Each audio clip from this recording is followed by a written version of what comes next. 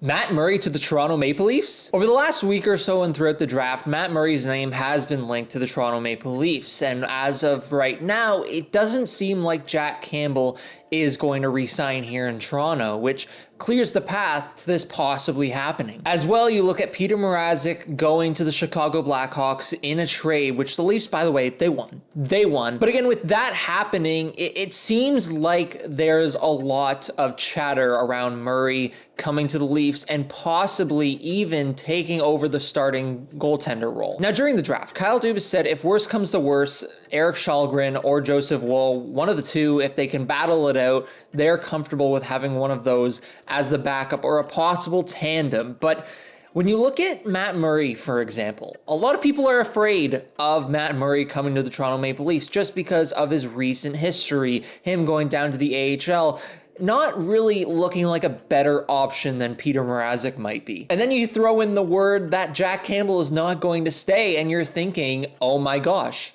that means Matt Murray could be the potential starter. I want you to slow your boat down for a second because there are a few things that could make this deal for the Toronto Maple Leafs really enticing. The first one we're going to look at is on Hockey Reference. We're going to look at his past season with the Ottawa Senators, where he actually did get sent down for a little bit to Belleville for a conditioning stint to really get his game back. And I don't know if it really worked, but there's something weird about Matt Murray's season. So if you look at his season overall, he played 20 games, a .906 save percentage. That's not really good. It's actually better than Peter Mrazek's was last season, but it's not something that you might be like, okay, he's going to be the starter. It doesn't give you enough confidence that he would be the Maple Leaf starter and he would be good at it. But if you take his first 18 games and leave the last two, which he allowed 13 goals in, and you put all of those together, he's a .920 save percentage. So those two games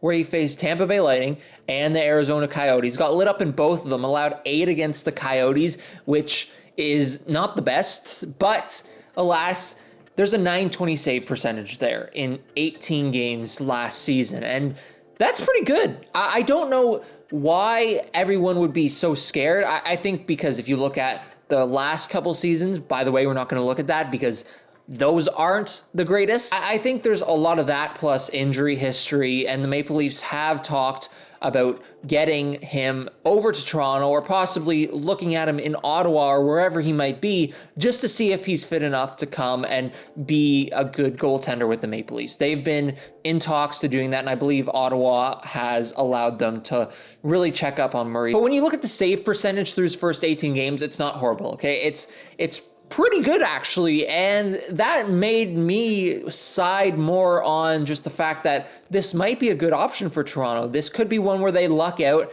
and they get a goaltender who you bought him on low just because he didn't really have the best last few seasons. He was injured, there was a pandemic, all these sorts of things, and he comes back and he plays his way into a great goaltender. Now, that's a big if. There also comes the possibility that he comes to Toronto, all disasters happen, he gets injured, they don't have a starting goaltender, they have Erik Källgren and Joseph Woll being the 1 and 2, and then that happens, which that's another part, that's a possibility too. But if the Maple Leafs were to get him and have him come in, stay healthy, there could be big things from this team. Also, to mention, he does have a Stanley Cup as well. I don't know really if you think that matters or not. To me, I think it does a little bit, but a .920 save percentage first 18 games last season is something to me that is pretty good. And when you take those 2 other games and it brings it all the way down, it's a very good thing I think the Maple Leafs are looking at, and I think it's possible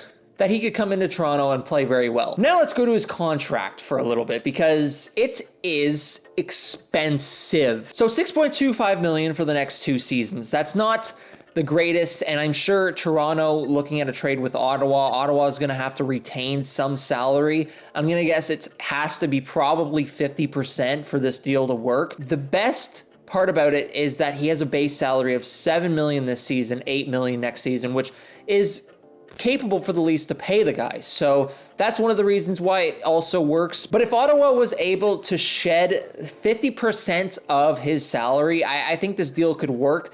That would be in reality 3.1 3.33. I not good at math, but it's still around $3 million for a possible starter. That's a pretty good deal. When looking at other goaltenders who could be on the market, there's Jack Campbell, who again is likely going to Edmonton. I don't know really how people know that already, and I don't know how that's possible because tampering, but anyways, that's a thing. And then Darcy Kuemper. Kuemper could likely be off to Washington. And then you look at anyone else, there's not really much. I mean, you could trade for somebody. John Gibson, he said he doesn't want to leave Anaheim. Mackenzie Blackwood is staying in New Jersey, so you don't got a lot of options. And Matt Murray at this point seems like the best, I think. You don't got a lot of options. And Matt Murray, again, with a Stanley Cup that he has, a .920 save percentage again in 18 games on Ottawa, it's pretty good. It's not horrible, and it's not really the best when you're looking at everything, but it's not the worst either. So I think if Toronto really wants to go down this road, it's a perfectly good road to go down. I'm not sure what the trade might look like. I'm not sure what Toronto would ship out, but I think this is a good enough goaltender where you could rebuild him up and allow him to be a good netminder. And if that's the possibility, have good defense in front of him and everything like that, he could turn out to be a good netminder for the Leafs, and especially maybe into the playoffs as well. And in some other news on the Leafs, Frank Seravalli is reporting that the Leafs will not be issuing a qualifying offer to Ondrej Kase, and he'll become a UFA. They will, though, qualify Pierre Engvall. At least that's what it looks like right now, and probably will be qualified by the time this video gets out. But again, Ondrej Kase not being qualified is pretty big because that pretty much means he's not going to be on the Leafs next season. So there will be other players to look at in that category where they can come in on a low contract where it's a make or break season for them and they play well and then go off, which is what it kind of is with Ondrej Kase. Also, it'll be interesting to see whether or not the Chicago Blackhawks qualify Dylan Strome, because if they don't, and reports are saying that they won't, he could be an interesting piece that the Maple Leafs could add. He's from Toronto. He's had pretty good seasons, and just throughout the pandemic, it hasn't been good, especially on a struggling Blackhawks team. So if there was anything or anyone I would like the Leafs to target, it would be Dylan Strome in the future. But yeah, that is going to be it for this video on any Leafs news. I know people are going to be like, Nick, I thought you were done making Leafs videos. I don't know. I will be doing videos on other things as well. I might make another channel for that. This, at the end of the day, is a channel that allowed me to grow in Leafs content, Marlies content, and I just think it's only fair to keep pushing it along there. And if I do have another channel where I want to do gaming, where I want to do live streams, or where I want to do vlogs, or maybe reaction videos or any sorts of things, I'll make that, or I'll do something. But this channel should be solely on Leafs because that's what I grew it as.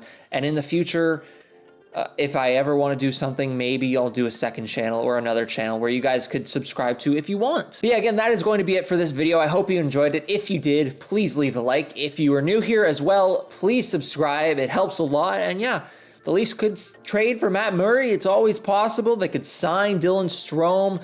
They could do a whole lot of other things on July 13th, which is when free agency happens. So stay tuned for the videos then. But again, thank you so much for watching.